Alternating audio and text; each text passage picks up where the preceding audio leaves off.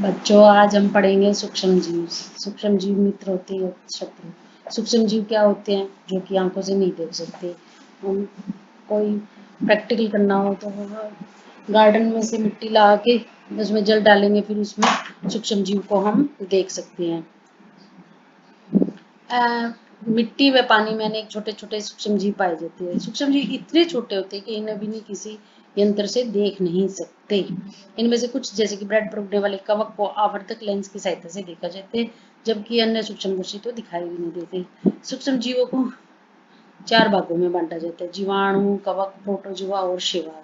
जीवाणु, शैवाल, प्रोटोजोआ, कवक के कुछ सामान्य जीव आपको इस चित्र में दिखाए गए हैं। अब है विषाणु। विषाणु भी सूक्ष्म होते हैं, परंतु वे अन्य सूक्ष्म जीवों से भिन्न होते हैं। वे केवल परपोषी होते हैं और मल्टीप्लिकेशन करते हैं, अर्थात बैक्टीरिया, पौधे व जंतु कोशिकाओं में मल्टीप्लाई करते हैं। कुछ सामान्य रोग जैसे कि जुकाम हो गया, इन्फ्लुएंजा, खांसी, ये बैक्टीरिया से होते हैं। कुछ विशेष रोग जैसे पोलियो, खसरा भी वायरस से होती है। अतिसार, मलेरिया, प्रोटोजोआ, टाइफाइड और टीबी जैसे ट्यूबरकुलोसिस, ये बैक्टीरिया से होते हैं। ये सब जो हैं ये आपको दिखाए गए: राइजोपस, पेनिसिलियम, एस्परजिलस। अब सूक्ष्म जीव कहाँ रहते हैं? सूक्ष्म जीव क्या होते हैं? एक कोशिक होती है। जो माइक्रो ऑर्गेनिज्म होते हैं वो एक कोशिक होते हैं। उनमें एक कोशिका होती है, जैसे कि जीवाणु, कुछ शैवाल, प्रोटोजोआ था बहुकोशिक जैसे कि कई शैवाल व कवक। ये बर्फीली चीज से उष्ण स्रोतों तक हर प्रकार की स्थिति में जीवित रहते हैं। यह मरुस्थल व दलदल में पाए जाते हैं। मनुष्य सहित सभी जंतुओं के शरीर के अंदर भी पाए जाते हैं। कुछ सूक्ष्म जीव दूसरे जीवों पर आश्रित होते हैं, जबकि कुछ अन्य स्वतंत्र होते हैं। अमीबा जैसा सूक्ष्म जीव अकेले रह सकते हैं, जबकि कवक जो होता है वो समूह में रहता है। अब है मित्रवत सूक्ष्म जीव। सूक्ष्म जीव विभिन्न कार्यों में उपयोग किए जाते हैं। इनका प्रयोग दही, ब्रेड, केक, जैसे कि अपने खमीर उठाते हैं तो इसमें ये एक सूक्ष्म जीव माइक्रो ऑर्गेनिज्म होते हैं, जिससे कि ये फंगस उठती है। पर्यावरण को स्वच्छ रखने का उपयोग किया जाता है। उदाहरण के लिए कार्बनिक अपशिष्ट का अपघटन जीवाणु द्वारा किया जाता है तथा हानिरहित पदार्थ बनते हैं। जीवाणुओं का उपयोग औषधि उत्पादन में, कृषि में, मृदा की उर्वरता बढ़ाने के लिए भी किया जाता है। दही व ब्रेड बनाने में भी जीवाणु का प्रयोग होता है। दही में अनेक सूक्ष्म जीव पाए जाते हैं, जिनमें लैक्टोबैसिलस नामक जीवाणु प्रमुख है, जो दूध को दही में परिवर्तित कर देता है। वह दूध में जनन कर उसे दही में परिवर्तित कर देता है। जीवाणु पनीर, अचार व अनेक खाद्य पदार्थों के उत्पादन में सहायक है। रवा, इडली व भटूरे का भी एक महत्वपूर्ण घटक दही है। क्या आप अनुमान लगाएंगे ऐसा क्यों है? जीवाणु व यीस्ट चावल के आटे के किण्वन में सहायक होते हैं, जिससे इडली व डोसा बनता है।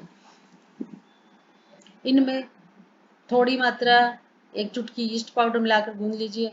आप 2 घंटे बाद क्या देखते हैं? क्या आप गूंदे हुए मैदे को फूला हुआ पाएंगे? यीस्ट तीव्रता से जनन करके श्वसन के दौरान कार्बन डाइऑक्साइड उत्पादित करते हैं। गैस के बुलबुले खमीर वाले मैदे का आयतन बढ़ा देते हैं।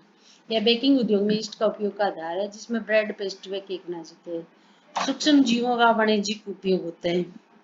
बड़े स्तर पर अल्कोहल, शराब या एसिटिक एसिड के उत्पादन में सूक्ष्म जीवों का उपयोग होता है।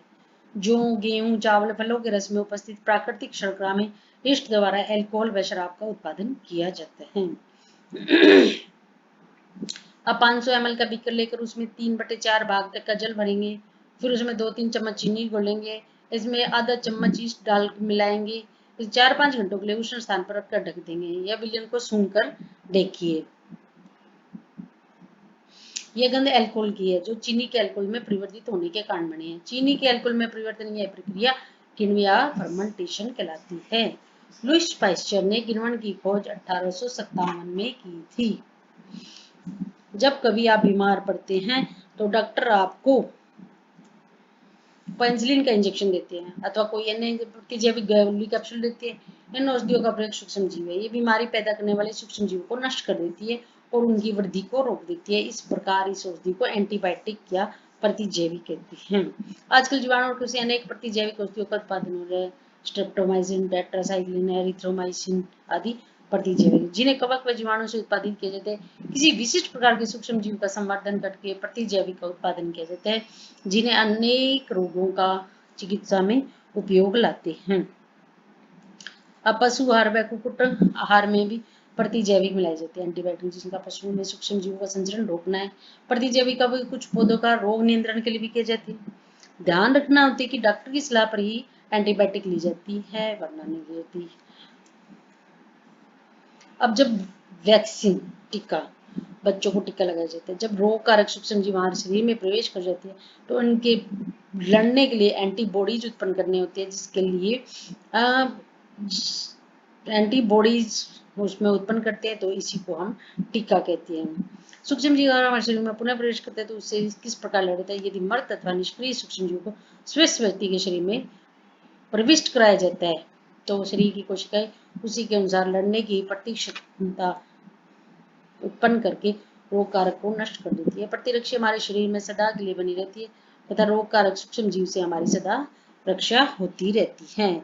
इस प्रकार टीका का कार्य करता है। जैसे हैजा, क्षय, चेचक, हेपेटाइटिस आदि के अनेक टीके हैं। आजकल तो कोरोना का भी टीका लगाया जाता है। आपके बच्चों में आपको भी अनेक रोगों से रक्षा के लिए टीके लगाए गए होंगे। सभी बच्चों को इन रोगों से सुरक्षा की आवश्यकता होती है। आवश्यक टीके निकट के अस्पताल में उपलब्ध होते हैं। बच्चों को पोलियो से बचाने के आपने टेलीविजन समाचार पत्र पोलियो के टीकाकरण का प्लस पोलियो अभियान भी देखा होगा। चेचक के विरुद्ध विश्वव्यापी अभियान चलाया गया था। आजकल सूक्ष्म जीवों के टीकों का उत्पादन बड़े स्तर पर किया जाता है। अब है मिट्टी की उर्वरता में वृद्धि। सूक्ष्म जीवों से मिट्टी की उर्वरता में वृद्धि कैसे होती है? तो कुछ जीवाणु व नीले हरे शैवाल वायुमंडलीय नाइट्रोजन का स्थिरीकरण करते हैं।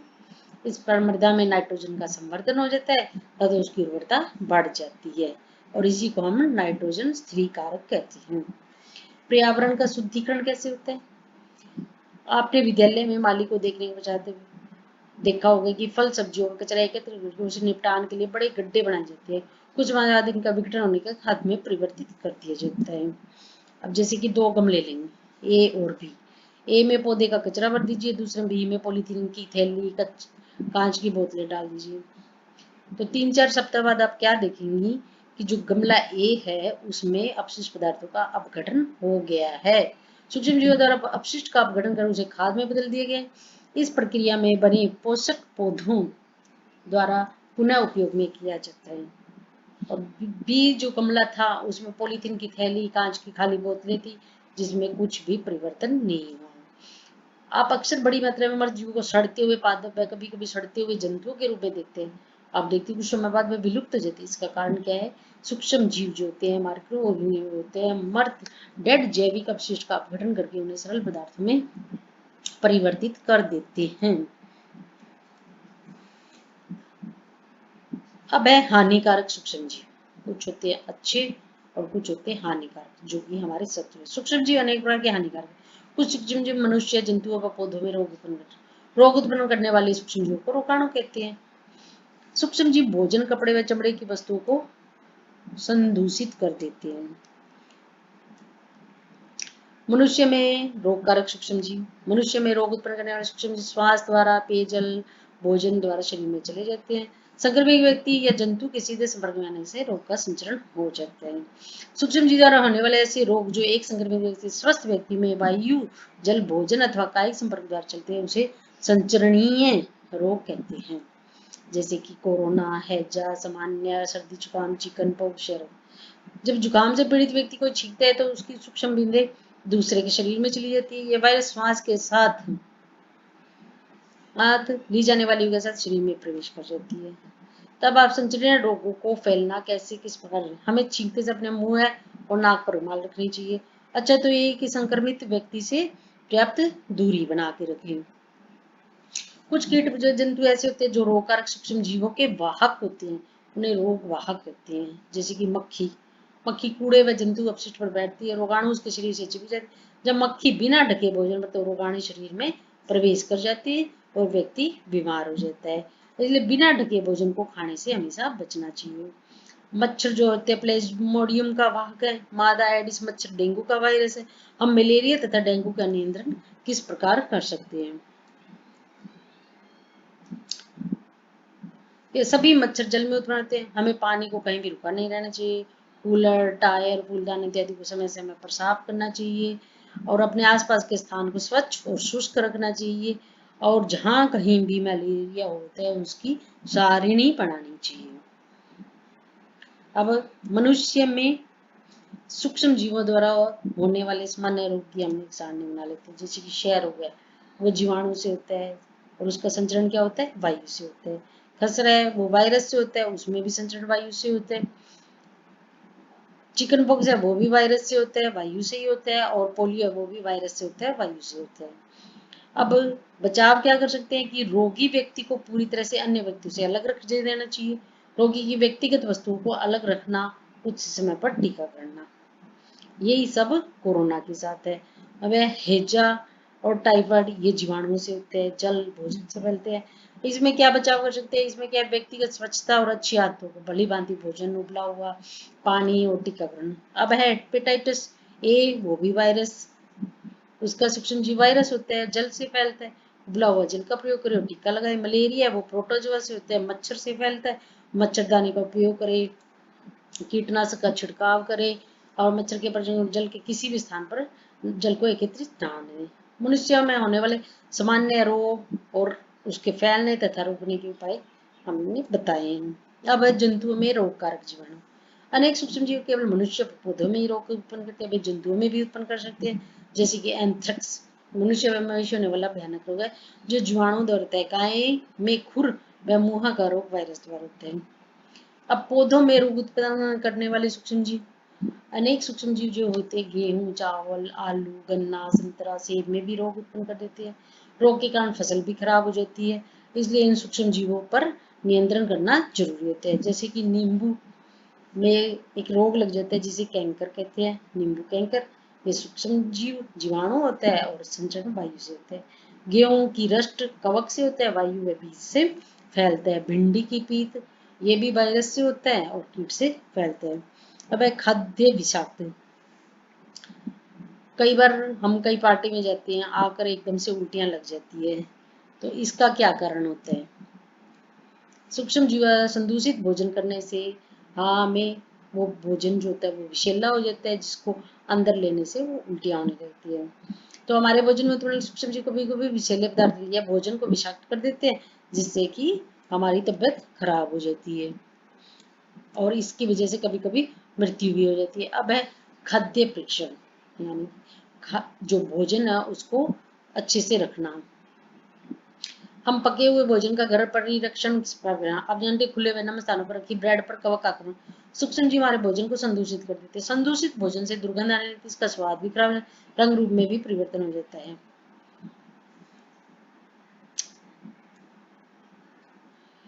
कई बार हमने देखा है कि दादी नानी द्वारा आम का अचार जो बनाया जाता है उसमें सड़न आ जाती है, तो वो किससे, वो संदूषित हो जाता है।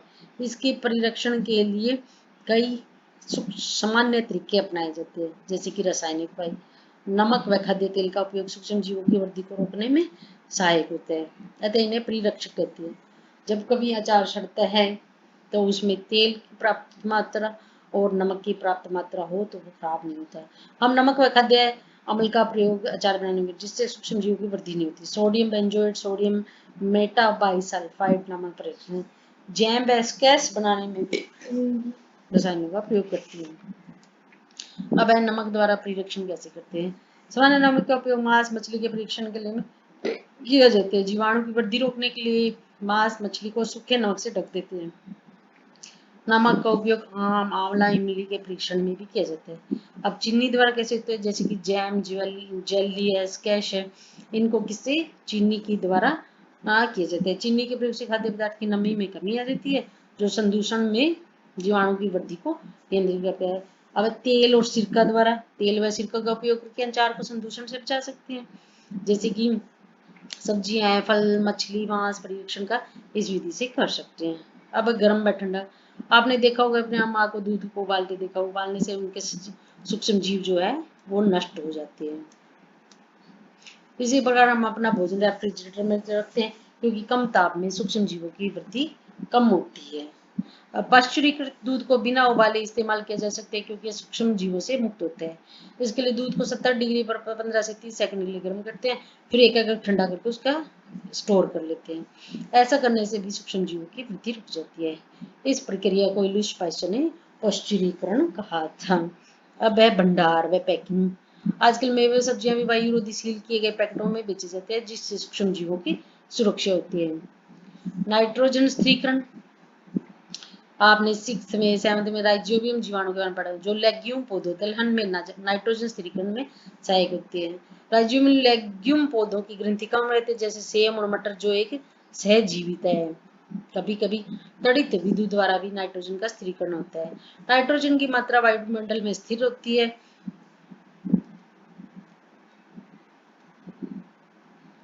अब है नाइट्रोजन चक्र। हमारे वायुमंडल में कितनी नाइट्रोजन है? 78% नाइट्रोजन है। नाइट्रोजन सभी से जीवों का आवश्यक घटक है, जो प्रोटीन, पर्णहरित, क्लोरोफिल, न्यूक्लिक एसिड व विटामिन में उपस्थित होते हैं। पौधे व जंतु वायुमंडलीय नाइट्रोजन का उपयोग सीधे नहीं कर सकते। मिट्टी में उपस्थित जीवाणु व नीले हरे शैवाल वायुमंडलीय नाइट्रोजन का स्थिरीकरण करके नाइट्रोजन यौगिकों में परिवर्तित कर देते हैं। जब नाइट्रोजन इस प्रकार यौगिकों में परिवर्तित होते हैं, पौधे इसका उपयोग मिट्टी में से जड़ तंत्र द्वारा करते हैं। इसके पश्चात अवशोषित नाइट्रोजन का उपयोग प्रोटीन व अन्य यौगिक संश्लेषण में करते हैं। पौधों पर निर्भर रहने वाले जंतु जिनसे प्रोटीन व अन्य नाइट्रोजन यौगिक प्राप्त करते हैं। पौधों व जंतुओं की मृत्यु के बाद मिट्टी में उपस्थित जीवाणु व कवक नाइट्रोजन अपशिष्ट को नाइट्रोजन यौगिक में परिवर्तित करते हैं, जो पौधों द्वारा पुनः उपयोग होते हैं। कुछ विशिष्ट जीवाणु नाइट्रोजनी यौगिकों को नाइट्रोजन गैस में परिवर्तित कर देते हैं, जो वायुमंडल में चली जाती है। इस प्रकार वायुमंडल में नाइट्रोजन जो होती है वो स्थिर रहती है। अब ये नाइट्रोजन साइकिल, तो नाइट्रोजन साइकिल क्या होगा? पहले है वायुमंडलीय नाइट्रोजन। वायुमंडलीय नाइट्रोजन ये गई जीवाणु और नीले से शैवाल, नीले हरे शैवाल द्वारा स्थिरीकरण हो गया। वायुमंडल की नाइट्रोजन वो जीवाणु और शैवाल द्वारा स्थिरी हुई, फिर वो जीवाणु द्वारा नाइट्रोजन यौगिकों में परिवर्तन हुआ। तो क्या? पहले वायुमंडलीय नाइट्रोजन, फिर उसका स्थिरीकरण, फिर नाइट्रोजन यौगिकों में परिवर्तन, फिर मिट्टी में उपस्थित नाइट्रोजन के यौगिक, और फिर नाइट्रोजन यौगिकों का गैसीय नाइट्रोजन में परिवर्तन। तो वायुमंडलीय नाइट्रोजन, फिर नाइट्रोजन का स्थिरीकरण, फिर नाइट्रोजन यौगिकों में डिफरेंस, परिवर्तन, मिट्टी में उपस्थित नाइट्रोजन के यौगिक, और फिर है गैसीय नाइट्रोजन में उसका परिवर्तन। ये तो एक सर्कल हो गया। दूसरा सर्कल क्या हो गया? कि वायुमंडल की नाइट्रोजन होगी, तड़ित द्वारा बिजली जो भी है उसके द्वारा नाइट्रोजन स्थिरीकरण होगा, स्थिरीकरण से मिट्टी में आएगी, मिट्टी से ये गैसीय नाइट्रोजन में परिवर्तन हो जाएगा। ऐसे ही वायुमंडलीय नाइट्रोजन, फिर तड़ित द्वारा स्थिरीकरण, फिर मिट्टी में उपस्थित नाइट्रोजन में यौगिक, फिर पौधों द्वारा अवशोषित हुई, अवशोषित होकर जंतु ने खा ली, पौधों से गई, तो हमने खा ली, हमारे उत्सर्जन मल मूत्र द्वारा ये बाहर आई, और बाहर आके ये वापस मिट्टी में मिल गई। इसलिए एक नाइट्रोजन सर्कल चलता रहता है, जिससे कि वायुमंडल में नाइट्रोजन पुनः स्थिर रहती है। तो एक इजी सा नाइट्रोजन साइकिल है। अब है, हमने इनमें क्या क्या पढ़ा? तो सूक्ष्म जीव पढ़े, वो बहुत छोटे होते हैं, जिसको हम बिना यंत्र के नहीं देख सकते। ये बर्फीले शीत मौसम से उष्ण झरनों तथा मरुस्थल से दलदल तक हर प्रकार के पर्यावरण में जीवित रह सकते हैं। सूक्ष्म जीव वायु, जल, मिट्टी, पौधों, जंतु के शरीर में पाई जाती है। ये एकोशिक भी होते हैं, बहुकोशिक भी होते हैं। जीवाणु, कवक, प्रोटोजोआ व कुछ सवाल सूक्ष्म जीवों के अंतर्गत आते हैं। विषाणु इनसे अलग है, लेकिन फिर भी इसी वर्ग में सम्मिलित रहते हैं। विषाणु केवल परपोषी जैसे जीवाणु, पादप या जंतु में मल्टीप्लिकेशन करते हैं, गुणन करते हैं। कुछ सूक्ष्म जीव औषधि व अल्कोहल के वाणिज्यिक उत्पादन में उपयोगी है। कुछ सूक्ष्म जीव जैविक कचरे की, जैसे कि मृत पौधे व जंतु अपशिष्ट अपघटित कर सरल पदार्थों में परिवर्तित कर देते हैं तथा वातावरण को स्वच्छ बनाते हैं। प्रोटोजोआ अतिसार तथा मलेरिया जैसे रोग उत्पन्न करते हैं। सूक्ष्म जीव हमारे भोजन को विषाक्त भी कर देते हैं। कुछ सूक्ष्म जीव लेग्यूम पौधों की जड़ों व ग्रंथिकाओं में पाए जाते हैं। ये वायुमंडलीय नाइट्रोजन को मिट्टी में स्थिरीकृत करते हैं, जिससे मिट्टी की उर्वरता में वृद्धि होती है, जैसे कि राइजोबियम मटर में जो सहजीवी पाया जाता है। मिट्टी में उपस्थित कुछ जीवाणु और नीले हरे शिवाल वायुमंडल नाइट्रोजन को स्वीकृत कर नाइट्रोजन यौगिक में परिवर्तित कर देती है, जो कि हमने नाइट्रोजन साइकिल में पढ़ा था। विशेष जीवाणु मिट्टी में उपस्थित नाइट्रोजन यौगिकों को नाइट्रोजन गैस में परिवर्तित करते हैं, जिसका निर्वचन वायुमंडल में हो जाता है। तो बच्चों, ये हुआ लेसन कंप्लीट। पढ़ो और समझो। नाइट्रोजन साइकिल एक इम्पोर्टेंट क्वेश्चन है, जिसको कि लर्न करो। Thank you.